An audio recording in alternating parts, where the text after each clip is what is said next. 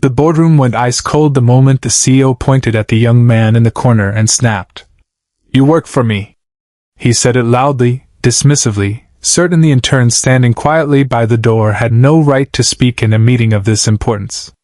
What he didn't expect was the chairman rising slowly from his seat, looking him directly in the eye, and replying, "Actually, you work for him." Before we begin, if you believe true respect isn't about titles but about how we treat people, please take a moment to like this video, leave a comment, share it with someone who believes in humility, and subscribe to Daily Kindness for more heart-touching stories.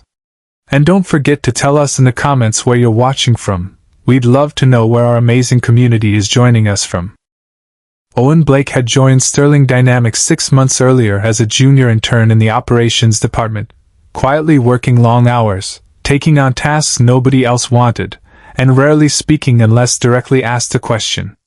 Most employees barely noticed him beyond a polite nod in the hallway. He arrived early, stayed late, and never once mentioned anything about his life outside the office. What almost no one at Sterling Dynamics knew was that Owen wasn't simply an intern hoping to build a resume. He was the grandson of Walter Sterling, the reclusive founder and majority shareholder of the very company he now worked at quietly from the bottom, a man who had built the company from nothing decades earlier before stepping back from daily operations to focus on health issues in his later years.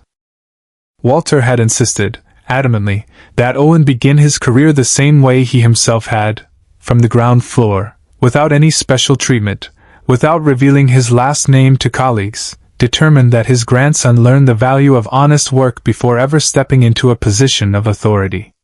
He had told Owen plainly, the day he accepted the internship, that a name could open doors, but only competence and character could keep someone standing once they walked through them. Only the chairman of the board, David Whitmore, a longtime friend and confidant of Walter's, knew Owen's true identity, having agreed personally to keep the arrangement completely confidential, going so far as to route Owen's internship paperwork through a separate HR channel to avoid drawing attention. That morning, Sterling Dynamics was holding a critical quarterly review meeting, attended by senior leadership, department heads, and per Walter's occasional insistence, a small rotating group of junior staff invited to observe and learn from how major decisions were made.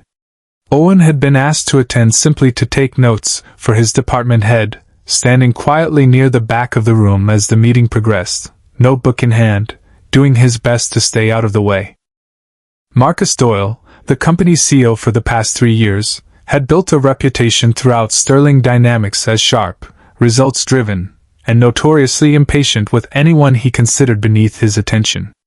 Midway through the meeting, reviewing a proposal Owen's department had quietly helped prepare over the past several weeks, Marcus grew visibly frustrated by a data discrepancy in the report and demanded to know who had compiled the figures, his tone sharp enough that several people in the room instinctively looked down at their notes rather than meet his eyes. When Owen, nervous but composed, stepped forward and calmly explained the reasoning behind the numbers, reasoning that, upon closer inspection, was entirely correct, accounting for a seasonal adjustment the original report hadn't clearly labeled, Marcus, embarrassed in front of the senior leadership team for having misread the figures himself, snapped at him irritably, telling him to know his place and reminding the room sharply, "You work for me." The room fell into an uncomfortable silence. A few department heads exchanged uneasy glances, unaccustomed to such a public dressing down over what had, in fact, been an accurate correction rather than a mistake on Owen's part. Somewhere near the back of the table, someone quietly cleared their throat, clearly unsure whether to intervene. David Whitmore, seated at the head of the table, set down his pen slowly and looked directly at Marcus, his expression calm but unmistakably firm. "Actually," he said evenly, "you work for him." Marcus turned, confused, glancing between David and the quiet young intern standing near the back of the room, uncertain for a moment whether he had misheard entirely. David explained, evenly and without malice, that Owen was Walter Sterling's grandson, and that per the company's bylaws and Walter's continued majority ownership, every executive in that room, including Marcus himself, ultimately answered to the Sterling family's ownership stake, a stake Owen would, in time, inherit and oversee directly. The color drained from Marcus's face as the weight of his own words settled over him. He glanced around the table, searching for some sign that this was a misunderstanding, finding only quiet confirmation in the expressions of the few senior leaders who had apparently known all along. Owen, visibly uncomfortable with the sudden attention, quickly clarified that he hadn't asked for any special treatment, and hadn't intended for his identity to come out this way, genuinely more concerned about the awkwardness of the moment than any sense of vindication. He asked, almost apologetically, if the meeting could simply continue, clearly wishing the moment would pass without further discussion. Following the meeting, Marcus privately requested a conversation with Owen, offering a sincere apology, not simply for the public comment, but for the broader assumption he had carried for months, that junior staff were inherently less capable, less worthy of basic respect, simply by virtue of their position on the org chart. Owen accepted the apology graciously, asking only that Marcus consider how he treated every member of his team going forward, regardless of whether their last name carried any particular weight within the company. Rather than using the moment to assert authority, Owen quietly requested that his identity remain as private as possible moving forward, insisting he still had significant growth ahead of him before he would be ready for any leadership role within the company his grandfather had built. Walter, informed of the incident later that week, expressed quiet pride not in how the confrontation had unfolded, but in how his grandson had chosen to handle it, without arrogance, without demanding a public apology, simply asking that people be treated with basic decency going forward.